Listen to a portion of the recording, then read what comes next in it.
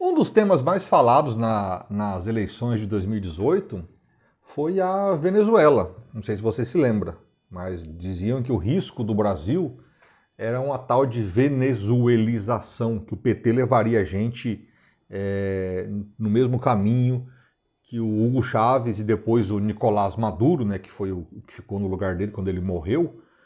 O PT levaria o Brasil nesse caminho. Beleza, né? Ficou isso muito tempo, veio o impeachment da Dilma e a gente estava de fato numa crise econômica muito grande. Havia alguma similaridade com a Venezuela? Mais ou menos. Né? Não era a mesma história, o mesmo modelo. O Brasil nunca aboliu as práticas capitalistas. Né? O Hugo Chávez, ele de fato, ele interferiu na dinâmica capitalista venezuelana, coisa que o PT nunca fez. Eu sempre brinco, eu tenho alguns amigos do agronegócio, alguns amigos empresários, e quando eles batem muito no PT, no Lula, eu pergunto, mas espera aí, meu amigo, você ficou mais pobre durante o governo Lula? Não ficou, né? Nenhum capitalista perdeu dinheiro durante o governo Lula. Os problemas daquele período continuam existindo. O que ferra, por exemplo, um produtor rural?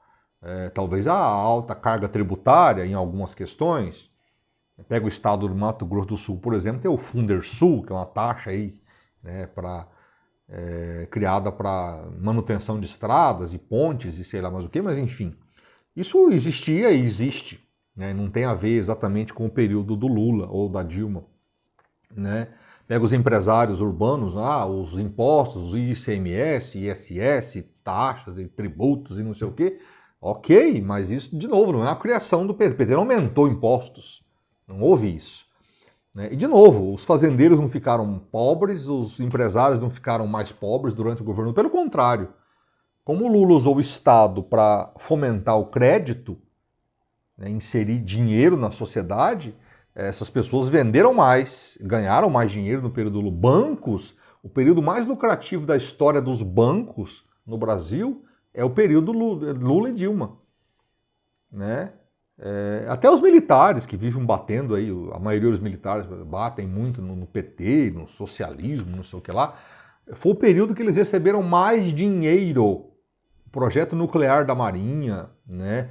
O projeto dos caças, que foram comprados, acho que da Suécia, os Gripen, né? Caças da aeronáutica, ah, o projeto lá da Amazônia, lá de controle do espaço aéreo, nunca houve tanto dinheiro nas Forças Armadas como teve durante o governo Lula e Dilma. Né? E agora os militares ficam aí com essa bobajada, falando, não sei o quê. Nunca houve tanto investimento nos militares como naquele período. Não em salário, né? Naquele período eles foram estruturados, a estruturação aconteceu. Salário é o Bolsonaro que deu alguns aumentos aí para eles. Talvez é isso que acontece. Por isso que eles gostam tanto do Bolsonaro e não gostam tanto do PT. O PT não aumentou o salário deles. Né? Mas enfim, voltando. O Brasil não teve no caminho. A Venezuela é um caso clássico de maldição da matéria-prima, ou maldição do petróleo, para ser mais exato. O país tem tanto petróleo, mas tanto petróleo, e nunca se preocupou em industrializar o país. Nunca se preocupou em montar outras indústrias e investir em outras coisas. Ficou ali focado em explorar petróleo, vender petróleo e pior, nem refinar direito, petróleo bruto. A Venezuela importa gasolina, olha que absurdo, uma das maiores reservas de petróleo do mundo e eles importam gasolina. Né? Então o Chávez usou o petróleo para custear programas sociais, de tudo quanto é tipo. E o país foi afundando, porque bastava uma crise no preço do petróleo, e aconteceu isso em 2008, 2009, e começou a faltar dinheiro, e ele não havia de onde tirar outro recurso, e o Chávez tinha asfixiado o setor privado. Ele tinha estatizado indústrias, estatizado propriedades rurais, passou tudo para a mão do Estado. Nada disso aconteceu no Brasil. Nunca se tomou terra de ninguém aqui ou empresa de ninguém para passar para a mão do governo. Isso seria uma venezuelização. Né? Mas enfim, o que o Hugo Chávez fez, na verdade, é algo que está acontecendo com o Brasil de agora. Ele politizou o judiciário venezuelano e politizou as forças militares, exército, marinha, aeronáutica e as polícias. Uma politização exagerada desses dois entes da democracia, né? Lembrando, democracia tem um equilíbrio de poderes, né? Executivo, legislativo, judiciário, né? E as forças militares servem aos três poderes. Quando você politiza demais um deles, você desequilibra a democracia. O Chaves, o que ele fez? Primeiro, aumentou as vagas do Supremo Tribunal Federal deles, o STF. Colocou juízes amigos. Acusaram muito o PT de ter feito isso aqui, mas é sempre bom lembrar um detalhe. Lembra do mensalão, aquele esquema lá de compra de deputados? Pois é, aquilo ali foi investigado numa CPI, né? E depois teve um julgamento no Supremo. E a maioria dos ministros do Supremo lá tinham sido indicados por Lula e por Dilma. E petistas foram condenados, gente foi para a cadeia com aquele negócio. Empresários e políticos foram condenados no Supremo Tribunal Federal, naquele julgamento histórico lá, que era presidido pelo Joaquim Barbosa. Joaquim Barbosa que tinha sido indicado por, eu não sei bem se foi Lula ou Dilma, mas foi indicado naquele período lá do PT. Né? Então o PT não conseguiu dominar o Supremo brasileiro. O Bolsonaro agora fica falando em indicar ministros, ele até perdeu uma chance, ele indicou um tal de Cássio Nunes lá, que é ligado ao Ciro Nogueira do Centrão, mas ele vive falando, vou indicar um cara terrivelmente evangélico. Quer dizer, ele quer um ministro para chamar de seu. Ele criticava isso em Lula e Dilma, que indicaram gente ligada à esquerda, e ele quer fazer a mesma coisa, agora ligada à direita. Na verdade, está tudo errado. Né? O ideal é que você indique ministros capazes, competentes, sérios, estudiosos da área, referências na área do direito, que vão lá decidir de acordo com a Constituição, e não de acordo com ideologia política. Mas isso é um sonho que, pelo jeito, está longe de se realizar. Vamos ver o que o Bolsonaro vai fazer. Não dá para saber de antemão. Né? Mas voltando aqui, até porque o judiciário ele não é de uma categoria de pessoa. Vou indicar alguém que seja de esquerda, ligado ao movimento do Sem Terra, como é o caso do aquele ministro Fachin. Vou indicar alguém evangélico, ligado à causa. Gente, não é isso. O Supremo não é feito para um pedaço da sociedade, não. Ele é para toda a sociedade. Ele tem que atender, portanto, o interesse da nação, do povo como um todo, não de uma parte dele. Mas é isso. Chaves fez isso lá. Né? Lula fez isso aqui? Não aumentou vagas de Supremo. Tentou indicou pessoas, mas não dominou o Supremo como o Chaves fez. Lá ele dominou. Aposentou os juízes, forçou a aposentadoria de juízes que eram contrários a ele. Então ele dominou o judiciário. Nunca mais ele foi contestado no judiciário. Até hoje é assim lá. E aí veio o outro lado da questão, que é a questão da militarização do Estado venezuelano. Ele levou os militares para dentro do governo. Deu cargos, deu poder, controle sobre as estatais, né? Salários altíssimos para militares no governo e, de certa forma, ganhou os militares. Os militares apoiaram a ditadura, porque foi isso que virou a Venezuela, né? Uma ditadura de esquerda. Apoiaram o Hugo Chávez e apoiam o Maduro. Por isso que o Maduro não cai. Uma crise econômica daquele jeito que está lá, o salário mínimo valendo nada, inflação de sei lá quantos 1000% ao mês. Gente saindo do país porque está passando fome. Né? Eu conheci um engenheiro venezuelano vendendo frutas e verduras na feira lá em Dourados. Quando eu morava lá, um negócio assim muito assustador, né? Um engenheiro. Não é alguém que... Não, um engenheiro que trabalhava na PDVSA, na petrolífera deles. Né? Dá para imaginar um engenheiro da Petrobras, de repente, está vendendo fruta na feira, porque perdeu o emprego, perdeu toda a capacidade de trabalhar? Pois é, não aconteceu isso no Brasil, está longe de acontecer isso no Brasil. Mas lá, os militares foram alçados à condição de poderosos, né, no Estado venezuelano. E ele formou e incentivou a formação de milícias civis, milícias urbanas, para atingir e atacar os opositores. Implantou um clima de terror. Né? Várias vezes, quando tinha manifestações contra o Hugo Chávez e contra o Maduro, essas milícias entravam no meio, atiravam, provocavam tumulto, né? E aí depois vinha um exército para dizer que tinha que colocar o país em paz de novo e acabava com as manifestações. Milícias. E para isso você tem que permitir a circulação de armas com mais facilidade. Se você prestar atenção no governo Bolsonaro, é isso que a gente tem visto. Lógico, ele não é de esquerda, não é, mas o processo é muito parecido. Ele tenta deslegitimar o Supremo Tribunal Federal a todo momento, né? Você vai nas manifestações bolsonaristas e está lá, fora STF, fechamento do STF, volta do AI-5, que é o ato institucional que deu poderes acima dos outros para o executivo, né? Eles estão pregando lentamente golpe de Estado, né? Estão incutindo isso na mente de muitos brasileiros, dizendo que o presidente não faz o que tem que fazer porque o STF não deixa ou a Câmara dos Deputados não deixa, né? Então, aos poucos, eles vão incutindo na memória coletiva essa ideia de que tem que ter um golpe de Estado para que o presidente tenha poder para fazer as coisas. Uma bobagem, portanto. É um agente autoritário. Mas essa questão dos militares é bastante séria. O Exército, essa semana, deixou de punir um general que foi numa manifestação política. O Eduardo Pazuello, o general Pazuello. Nos Estados Unidos, é sempre bom lembrar, um tempo atrás, ano passado, 2020, um dia o Donald Trump estava lá com uns problemas de uma manifestação lá em frente à Casa Branca e tal, ele está brigando com os caras, aí, normal, e ele resolve fazer uma caminhada, ele vai não sei de onde para uma igreja, né? E aí, como ele é o presidente, tem toda uma estrutura de segurança, ok, tranquilo, e ele vai junto dele um general. E era um ato político do Trump, ele estava se colocando contrário, né, àquelas pessoas que estavam manifestando.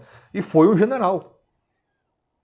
Pegou tão mal isso, só porque ele acompanhou, pegou tão mal isso que ele pediu desculpas. Um general americano jamais participa de atos políticos, porque militares nas democracias servem ao Estado, não ao governo, que é uma mistura que se faz muito no Brasil, né?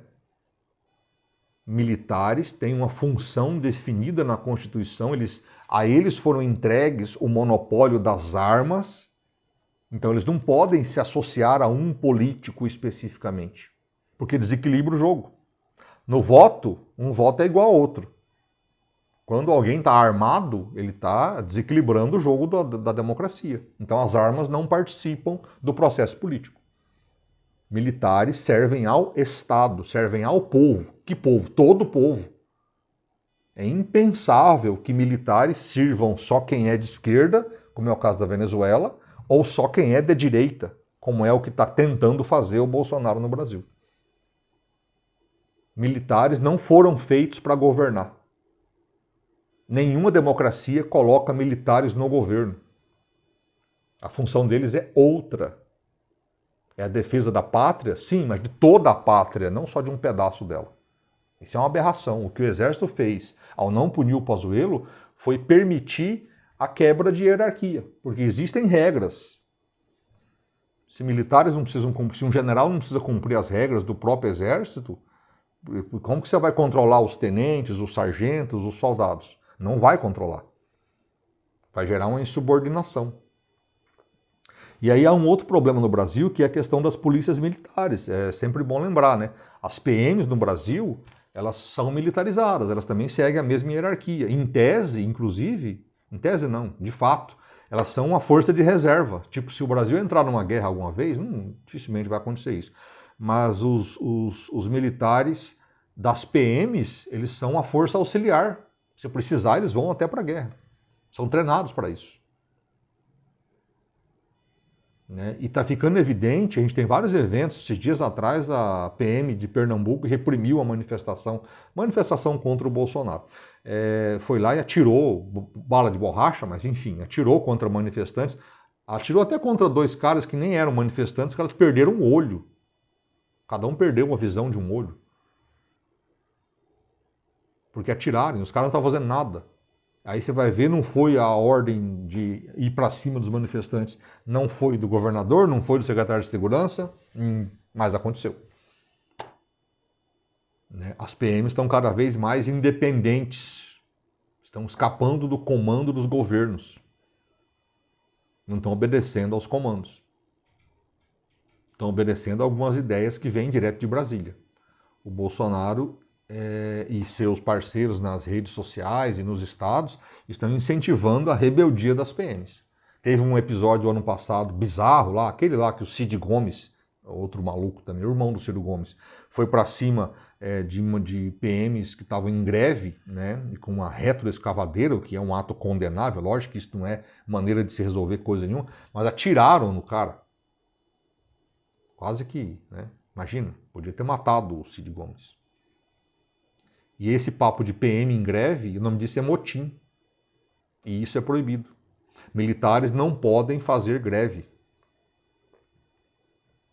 Ah, mas eu quero. Mas então não seja militar, vai ser outra coisa. Vai ser civil. Isso é proibido pela Constituição. Aconteceu alguma coisa com aqueles PMs? Não, não aconteceu. Nada. Ouvi esses dias também que a PM de Santa Catarina está enfrentando uma dificuldade para vacinar os policiais. Mais quase 200 deles já não querem vacinar, porque diz que as vacinas não sei o que, não sei o que, não sei o que. Aquela mesma lenga-lenga do Bolsonaro ano passado, que vacina podia fazer mal, podia causar anomalia, autismo, doença, não sei o que, né, jacaré, aqueles papo furado. Pois é, a PM de Santa Catarina não quer se vacinar. E o governador fez o quê? Nada. Morre de medo. As PMs estão ficando fora de controle no Brasil. E lembrando, tá? Tem mais policiais militares no Brasil do que militares da Marinha, Exército e Aeronáutica. Né? Você junta tudo isso ao fato de que o Bolsonaro facilitou o acesso a armas no Brasil, a compra de armas e munições, você pode estar tendo aí o surgimento de uma força de apoio a ele caso ele queira dar um golpe. Tentar, ele já tentou. É que ele não encontrou ainda ressonância na sociedade para esse golpe. A democracia brasileira ela sempre foi muito frágil. Ela já caiu algumas vezes. Isso já aconteceu antes. Não vai ser a primeira vez, não se acontecer agora. E tenha certeza, o Brasil piora muito com um golpe. Internacionalmente a gente vai virar um pária. Tem país que não vai fazer negócio com a gente mais. Né? E de novo, não há nada de bom numa ditadura que não possa ser feito numa democracia. Eu posso citar alguns exemplos aqui. O SUS é uma criação da democracia. Escola pública para todo mundo é criação do período democrático brasileiro. Né? O Sistema Nacional de Vacinação, democracia. Tem um monte de avanços que a gente pode citar na democracia. Não tem nada na ditadura que não dê para fazer com democracia, desde que o governante queira negociar com a sociedade. Conversar com as pessoas, dialogar, desde que o governante não tenha um DNA autoritário. É muito preocupante o que tem acontecido com as PMs brasileiras dos estados e com os militares no governo. Militares estão se dando bem, ganhar aumento, não entrar na reforma da Previdência, foram protegidos, trabalham bem menos do que os demais trabalhadores, né? Tiveram aumentos de salários que os outros servidores não tiveram nesse período. Foram beneficiados. Agora tem até lá um negócio, diz que existe o triplex do Lula, né? Tem o apartamento, o triplex do Lula, aquela coisa toda. Pois é, os militares agora têm um salário duplex. Foi permitido a eles que eles podem ganhar acima do teto. Então tem militar no governo federal ganhando 80 mil. Ele pode juntar o salário de militar com o salário de ministro, lá, de secretário de alguma coisa. Uma coisa, de novo, os militares estão se entregando ao Estado, ao governo do Bolsonaro de uma maneira vexaminosa, é um vexame para as Forças Armadas. Totalmente subordinados a um presidente. Em nenhuma democracia do mundo isso é considerado normal. Isso é muito preocupante. O Bolsonaro já ameaçou várias vezes que não vai aceitar o resultado eleitoral, caso ele perca, lógico. Né? Nas manifestações bolsonaristas sempre tem lá fechamento do STF, intervenção militar com o Bolsonaro no poder. E aí o que você percebe que as PMs estão se rebelando contra governadores, né? E as coisas estão indo para um caminho muito ruim. O Brasil já passou por isso, não é a primeira vez não.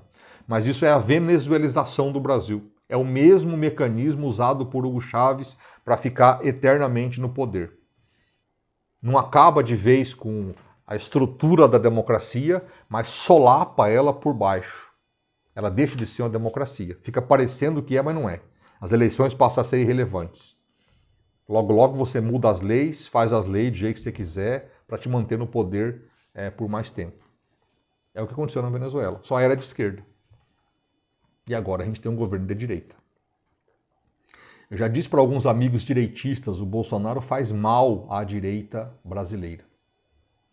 A direita civilizada brasileira precisa reagir, precisa se colocar no seu posto que tinha antes. Já teve direita civilizada no Brasil. Já tivemos políticos de direita civilizados. Eles ainda existem. Mas eles foram sequestrados por esse cidadão que nos governa. Né? Mas é isso. Essa preocupação é uma preocupação muito legítima, quem está preocupado com a militarização do país. Porque isso nunca foi bom. Isso nunca nos levou, de fato, a uma situação melhor, né, do que a democracia permite. Muito sério isso, mas é isso. Esse era o recado de hoje, né? A gente vai gravar mais alguma coisa ainda hoje ou amanhã, né? Tem essa questão da Copa América, tem umas outras questões aí acontecendo no Brasil. Estão até dizendo que vão tirar o Tite para colocar o Renato Gaúcho, né, que é um técnico mais bolsonarista, né, ele se manifesta a favor do bolsonarismo. Enfim, é um negócio bem bizarro. Já foi feito isso na década de 60, em 69. Tiraram o João Saldanha, que diziam que era comunista, e colocaram um técnico mais favorável ao governo militar da época, né, apoiador do governo militar, que era o Zagallo. O Brasil foi até campeão do mundo e se usou muito isso, né? Coisa de patriotismo, tudo aquela coisa. E é um negócio bem preocupante também. Já sequestraram a camisa da seleção. Eu tenho até medo de ver alguém com camisa da seleção, porque eu não uso mais, porque ele se é identificado como bolsonarista. Assim como a bandeira do Brasil, ela foi sequestrada. Você está com a bandeira do Brasil, um defensor do Bolsonaro. Pois é, bem complicado isso. Mas um dia isso muda, a gente evolui.